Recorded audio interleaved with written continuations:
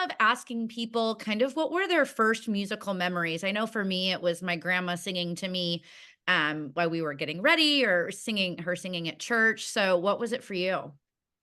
I think I have a little bit of those early church singing memories too. Definitely, my grandma who played piano, my mom's mom would always play piano in our house and on her keyboard and stuff. So I that was kind of piano was kind of my first introduction, I would say, at a really early age. So I would climb up next to her and try to figure out what I was doing. I love that. I love that. So I know it was so fun. I always think about like music growing up for us. There was always music playing in our house. You know, my mom and dad loved like Prince and Rolling Stones, and we did a lot of Fleetwood Mac. And then as we got older, it was so funny. We still laugh about it to this day. My mom would be listening to her music in her room. My sister would be listening to Screamo, and then we would have like Reba McEntire in my room. So we had a little bit of everything. So I know growing up in Colorado, like when you think of country music, you don't necessarily like Colorado doesn't come to mind, but I know that country music is everywhere. Did you Yeah. listen to a lot of country music growing up, or what was kinda being played in your house? Oh yeah, my house had a little bit of everything going on too, for sure. And it's interesting. My parents are music fans, but they're not. My household was not necessarily a super musical household. I mean, I took piano lessons from the time I was 5, and I was dabbling, but um, we had just my parents both listened to different things, and my mom would blare Shania Twain while she was cleaning the house, and I have those memories of just kind of all different things playing. But I really dove into country music at an early age, like classic country music. I mean, I was researching Loretta Lynn, and I mean, even all the way back to Kitty Wells. I mean, I was like just fascinated by country music, and I think I just, the simplicity of it and the storytelling just really captivated me early on, and I dove in. But I would say, I mean, I grew up in northern Colorado, and it's pretty country music heavy for sure. So we definitely had a lot of, I mean, like growing up in middle school and high school, I mean, all my friends were playing country music, so it was definitely like our one of the genres of choice for sure. Oh my gosh, I love that. I was like the oddball, growing up in the Chicago suburbs, me listening to the Dixie Chicks was not normal. But I love that you bring up storytelling and emotion because like I was crying to Cold Day in July at like 6 years old and had no idea what anybody was talking about. And now at 30, I'm like, oh, I totally get it. So I love that you even took it a step further and like researched it. Me, I just like listened to it until my mom had to like buy me another CD because I physically wore it out. That's amazing. Yeah, it's so interesting what we're just drawn to when we're that young. It's like we don't really understand any of it, but somewhere in us we must be attached to the emotion of it or something. The drama. The drama, and it's funny, my mom and I were just going through, some of my old CDs. I was cleaning out my old room at my parents' house finally, 10 years after I move out, and I love that you bring up Shania. I have all of her CDs, including the Up that had the pop and the country. Yes. Yep. I was It's like, "I wonder how much these will go for," and my dad's like, "You can't sell those." I'm like, "Yeah, you're probably right. I should keep these." But I wanna know who I know you mentioned your grandma a lot, and I love that it's your maternal grandma because that's what it was for me. She still sings, and I still get teary-eyed thinking about it, but who was kind of or maybe what people were some of your first early supporters that maybe once you decided, "Oh, like, music isn't just a hobby, maybe this is like what I'm meant to do." Who were some of those early people that really supported you? definitely my parents. I mean, my parents and my brother both. My brother's 14 months older than me, so we've Oh my always god, been that's great. really close, and it's just the two of us. And so the four of us have always just been really close and supportive of each other in everything. So that our little tight knit group for sure is what first made me feel, I think, comfortable to be like, hey, I think I want to sing a song for you guys or whatever. Who knows how that first went, but I remember just kind of growing in confidence in that way. Just my parents always supported I mean, they would have supported anything I wanted to do. So they just really kind of fostered that in me early on. And I had a piano teacher who just really encouraged me throughout the years as I stopped wanting to play the boring piano lesson songs and wanting to play the songs I wanted to play. She really championed me in doing that and helped me learn the things that I wanted to learn and be able to play. And she actually brought over a guitar for the weekend at one point. I was like, I think I want to figure out guitars. She brought one over and left it at my house for the weekend, and I had kind of taught myself a few, at least the four chords that I needed Yeah. to for most of the songs I had learned over the weekend, and just kind of self taught myself how to play well enough to figure out how to start sounding out some of these songs that I wanted to play. And that was really what kind of unlocked everything else for me. It was like, oh, I don't have to sit at this piano where I can't take it anywhere. I can like bring this guitar anywhere I want to go. I love that. And I feel like the next thing probably for you, my guess is that the songwriting came along. I think that's my favorite thing about your music is your songwriting is so clever. And I think that's why I was so initially drawn to, the women in the genre when I was so little, because there was something about the songs like I felt like I could find myself in. And it's so fun now at 30, like we have people like you where I can have that feeling again. But I want to go way back. I feel like a lot of times there's like a really big catalyst. I don't know, was there a heartbreak? Was there you were you mad at your brother? Do you remember writing your first song? It is framed in my house because I wrote a song. I'm putting that in quotes, a song at 6 years old. It's framed in my parents' guest bathroom. My parents thought it was a poem. They found it in a journal. And they're like, what is this? And I'm like, oh, it's a song. And I kind of still remember the melody to it. It's hilarious. But anyways, who knows what I was thinking while I was sitting there in my own little world. But And you said it's in the bathroom? yeah, they have it framed in the guest bathroom. I love that. I think that's so fun. I feel like my parents would do.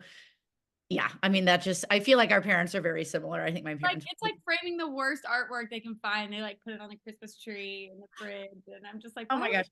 have this? We can toss it. I know. That's like every year we go to my parents and there's still like horribly like Sunday school made Christmas ornaments that are on the tree. I'm like, can we get rid of my moose that looks like it had too much to drink? Like, can Like we be the back of the tree. What are we doing? I love it. So I know a lot of people don't know this about you, but also have an American Idol kind of dot on your roadmap to country music. One, I love that this show is still on. I think for me that like is kind of mind blowing that people are still so drawn to like new talent and people still want to go try out. So, without obviously getting too in depth or spilling too much tea, what was your journey kind of like on American Idol and how do you feel like it really set you up for the place you're at right now? Yeah. Well, I mean, I'll spill the tea. I don't care. Sure. Hey, I love good tea. I would love another pot of tea this morning. No, it was a really cool experience, kind of surreal because I mean, like you just said, I mean, we've all been watching for so many years Yeah. that it really was like, oh my God, I am about to go in front of these judges and stand on this logo that I've watched people do for years, which, by the way, I have just new respect for anyone who has ever done this show or really any of the shows because it is the most nerve-wracking thing I've ever done. I have been in Nashville for years. I have performed in some high pressure situations like, label meetings or this or that were high pressure to me, and you just don't know what pressure is until you're in front of With Lionel lights that are Richie, like blinding you. Yeah. Brian. You're like being filmed for millions of people. It's the most stressful. You know what you have 30 seconds to sing Yep. the audition song or whatever. It's a really crazy experience. So I have a new appreciation for everyone who has done well in that format, and it was taught me a lot about just I mean, in the audition, you don't even have a microphone. So it was a lot of learning kind of how to, learning how to stand out in a format like that was a really good lesson for me. Um, and I think I felt a little out of place with a voice that doesn't belt the way that some people do. I mean, I remember in Hollywood Week feeling like I just watched some of the most incredible singers I'd ever seen that I didn't even know their names, and my jaw was on the floor, and I was sitting there like, what on earth am I doing here? I'm like, okay, they need to send me home tonight, like right now. Oh, But I mean, no, I think in a way it also helped me appreciate my voice too. I mean, I think everyone there, all of the friends that I met, everybody was so different and unique in their own way. And it was really cool to experience that and just see everybody taking a chance. I know I could never do it. I like with all the cameras from all these different angles, I'm just like, I'm done. Like not for me. Yeah. But I have said this before, but I was almost just as nervous to get through each round as I was to get sent home because I thought, oh my gosh, if I get through, I have to keep going. I have Yeah. to what am I gonna do next? I have to keep going. I have to do better the next time. I mean, it was a wild ride. Oh my Um, gosh. and Hollywood Week is definitely like boot camp. Oh So my God. I was not prepared for the hours, the pressure. It was a lot, but Yeah. I'm so happy to have had the experience. So I really think it sets you up, and this is me speaking extremely naively, only from, friends I know that are in Nashville or, the dozens of people that artists that I've talked to. I feel like it maybe gave you a little bit of a leg up when it came to high pressure situations in Nashville. You yeah. kind of talked about being in those high pressure meetings or big performances that maybe there were high stakes on. So talk to me about, I know you moved to Nashville when you were really young. What surprised you the most about maybe those first couple of weeks or months after moving to town? Oh gosh, I was 17. Oh my God. What was And I doing when I was yeah, 17? I was in an apartment, like working jobs and writing songs, and I I I think it surprised me how I was so confident in moving, and then I was a little bit surprised. I remember the first night just being like, oh wait, what have I done? Like, why did I do this? I need to go back home. I'm gonna miss everybody. And so I was surprised that first year at how kind of lonely it was, honestly. I mean, didn't have a built-in group of college friends to kind of fall back on or, get into the mix with. And so it was a journey kind of finding my people and finding my lane for a little bit there. And it was, I mean, I think essential to me becoming who I am because I tell everybody if you want to grow up, just move across the country and you'll grow up pretty fast. Oh my gosh, I love it. So it's so funny. I'm like scrolling through TikTok. I don't know. It's probably been over a year, and I see this adorable baby, and I'm like, who is this baby? Come to find out, I'm doing research for this, and it was your baby that went viral. So before we talk about your thoughts on TikTok, how is baby, and what kind of things are you hoping to do to foster some of her early music memories? Oh, thank you. Yeah, she's amazing. She's so cute. Thank you, thank you. She is entering just toddler world. I mean, it's crazy. She's 16 months old, and we're totally moving on from that baby phase, which is really unbelievable. It feels like I had her yesterday, but I love getting to sing to her. She has music. I mean, she just has music in her little house every day, all the time. I mean, obviously it's mostly country music, so we Nothing secretly just wrong with want that. her to be obsessed with country music like we are, but she can pick whatever she wants. But it's been a blast. Even just the little ABCs and Twinkle Twinkle is it's so special just watching her light up at what you sing, and she's starting to sing stuff back now, and she fills in the blanks for even some of my songs. She knows kind of the words if you pause. it's It's really so special. It's such a way to connect. I mean, you realize, obviously, we know that when we go to a concert and a show, but it's really incredible to watch kids light up at singing. I mean, it you realize how early we are connected to music and melodies, and it's really special. Yeah, we don't need Miss Rachel. She has you. Yeah.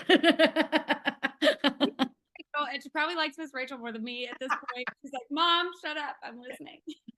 I love it, but I'm always so interested in because I think for you, I'm really interested to hear your take because when you moved to town, TikTok was not a thing. It was you hustle, you go to writers' rounds, you get in front of label meetings, and that was kind of what you did. And Yeah. now there's almost this whole new bullet point on this job description of being, you know what I mean, an artist Yeah. in any genre, but I feel like specifically in country music, like you have to be on social media. You have to, you have to, you have to. What are your thoughts? I mean, you've had tons of success, but like maybe the first couple times you posted videos, like what were your thoughts on this whole new way of connecting with people?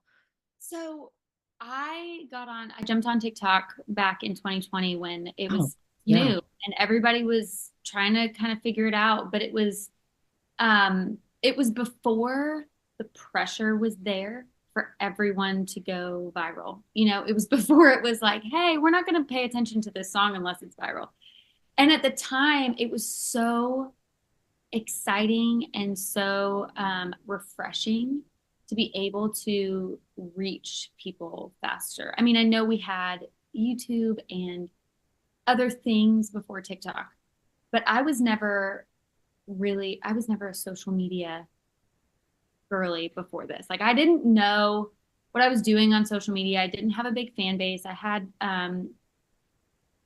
really, like you said, what I had grown in Nashville, and I really only had a few songs out. And it felt like so freeing to be able to reach these new fans without having to go through five gatekeepers to get there.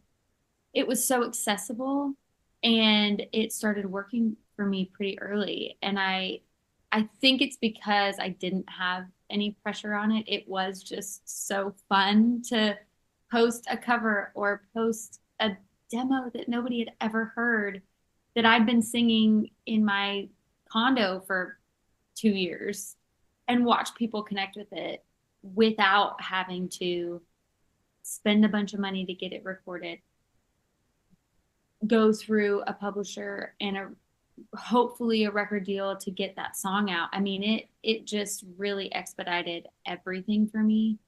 And from there, just the fact that I could keep growing and connecting with those same people all these years later, like it's really been such a gift. And I know it's a double-edged sword for a lot of different reasons, but I try to focus on the good of it because I think if we didn't have that, there's a lot of things we'd be missing if we didn't have access to that. No, I agree. And you know what I mean? Your cute video with your husband in the car playing your new single, Pretty Good Living, is, I think, such a testament to that, you know what I mean? It's kind of, a luck of the draw. You're really kind of playing roulette on yourself on this app.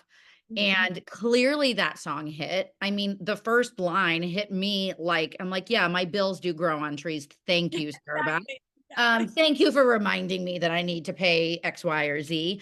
But I think it's so fun, to see him on your page as well. I think it adds this legitimate authenticity to your story. So talk to me about how shocked you were that this song really took on a life of its own and kind of forced you to put it out. Yes. Listen, I'll spill more tea and be honest with you that I, Yeah. I posted this song because it was honestly one of the only songs that I was able to post at the time. I had a whole project that I had just recorded and mastered and had ready to go. And I was holding those songs. I didn't want to post them yet. We weren't going to start releasing till 2024. So I had kind of all these things in my back pocket that I wasn't going to share. And I wrote Pretty Good Living. And obviously, I mean, my husband loved it so much. We had so much fun singing it because it's our story. I'm with you. We like laughed every time we, heard the first line about the Bills. And so we were having fun. And I'm like, this is one of the only songs that I am not trying to keep in my pocket currently. And I'm going to share it because it'll be fun to share before the end of the year. I had no idea. I knew that I loved the song and I knew it was special, but I truly had no idea that it would do what it did. And every hour, I was just shocked at how many more people were following me and waiting for it to be released and coming on board and wanting to hear more. It was really, really cool. I know. Going through those comments were like, they made me emotional. I'm sure they made you incredibly emotional. But now we have this video that we are so excited to be premiering. Talk to me about why it was so important to put, really your story, you know what I mean, kind of bring it more to life more visually than just having it on TikTok. I selfishly, it's Yeah. it's so fun for me. It's me and Colby and Isla, our daughter, in the video. And selfishly, I just want this footage for the rest of my life. Like I want to just capture this moment in time forever. I know we're gonna cherish this as she just gets older and grows. And this song and the video both are really just this little snapshot of exactly where we're at right now. We're in this phase of there's so many hard things. I think, I mean, honestly, your 20s and your 30s, and especially when you have little kids, really are just some of the hardest years of your life. I mean, we have no alone time. We have not enough hours in the day. We have way too many things to pay for than we have the money to pay for, and we're kind of just getting by week to week. And at the same time, these are also the years that we're going to look back on and want back. And we know that, but it's so fun to be able to slow down for a second and just celebrate this. And I think the song and the video both are helping us do that.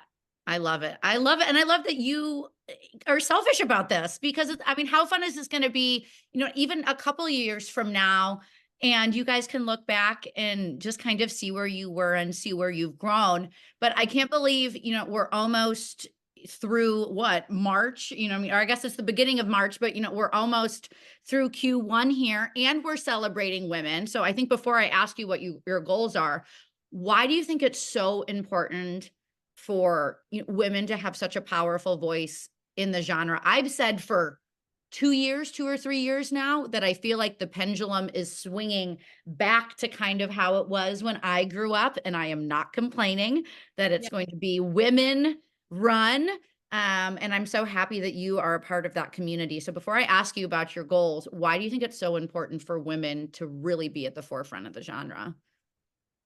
Oh my gosh. I think we are a really large part of the fan base. I think we make up as women a lot of the demographic of people who are engaging with country music, showing up to country concerts. And we have to be able to hear our stories in these songs. I mean, we have to be able to see ourselves, like you said, growing up in the 90s, we could see ourselves in these women. I mean, they were so real and not afraid to celebrate their womanhood and their motherhood and all these things. Like it was so just celebrated then. And I think I'm with you. I think we're headed back to that again. And I'm excited just to be able to tell the stories that I'm living right now. I know how many women and how many girls, even me 5 years ago, would have loved to hear exactly the stories that I want to tell now. And I think it's important that we can see ourselves somewhere on the radio, somewhere at the concert. We need to be able to scream the lyrics that we are living. And that this song to me was special in that way, because I felt like, okay, selfishly it's our story, and exactly what we're going through, and we're living this little life, but I know there are just so many people that are in this exact, yes, in this exact same boat. And that's why the virality of it has been so cool. It's just seeing like everybody come together in this season of, hey, this is really hard right now. We're kind of in the trenches with changing diapers and paying bills, and it's not always fun, but it's fun to take a moment and go, hey, we're all in this together, and we're all doing this with some people that we care about. And um, I, as a female fan of country music, like I want to hear these stories in the music I listen to. And so I'm excited to have more of this kind of thing on playlists and on the radio and at shows. I love it. Well, having keeping a kid alive is a great goal to have for the year. So congrats, check. You're doing that. Thank But besides that, you know what I mean? And obviously having this song that's been massive for you, and I'm sure it's so special because it really is your story. What other goals do you have for yourself this year? Oh my gosh. More music, more stories out. And like I said, I mean, I had a whole project ready to go at the end of last year. So I'm really excited to start rolling out more music, and just I'm just excited to connect with even more of these new fans and listeners who have come on board. And um, I think this phase of life for me, after becoming a mom and really just kind of settling into a clear purpose for my life and all these things, I'm so excited to not be afraid of who I am, and all the different hats that I wear as a wife and a mom and an artist and a songwriter. And it's just so fun writing songs and performing without any fear of, oh, I better hide this side of me, or I better not talk too much about my husband so that I look a certain way. Like it's really exciting to just be me and see who else relates to that. You're listening to all